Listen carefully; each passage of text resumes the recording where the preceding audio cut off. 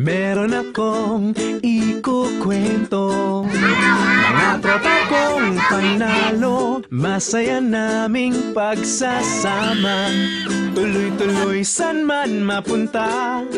Walang duda, ikaw na, walang drama. Winner the best, ang lakas ng dating mo, yeah!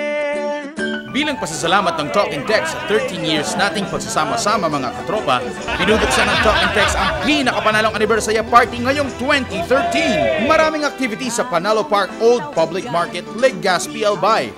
Nandiyan ang Zip Zip Hooray, Up Up and Away, higanteng saya slide, sobra zorbang saya at kapituko akyat laro.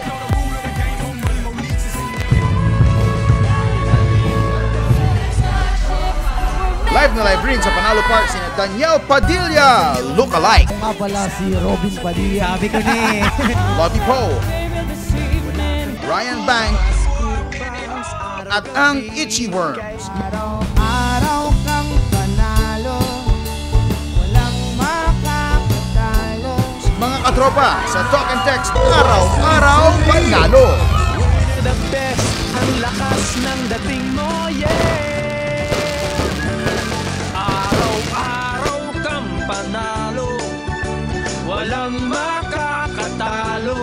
Yes, of course, sana patuloy yung supportahan ang Talk and Text, and for sure naman it'll they always come up with something better at each and every. I know it's good now, but they always come up with something better.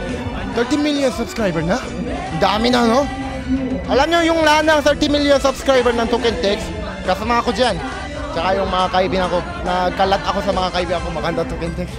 Yes, I'm inviting everyone to like the Facebook page, facebook.com/talkandtext, and also www.talkandtext.com.ph. Watch out.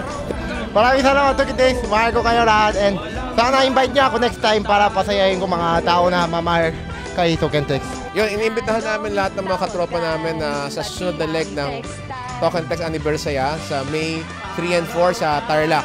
Kita-kita tayo doon. Oo, taga-Tarlac po ako, so special yun para sa amin. So kita-kita tayo doon.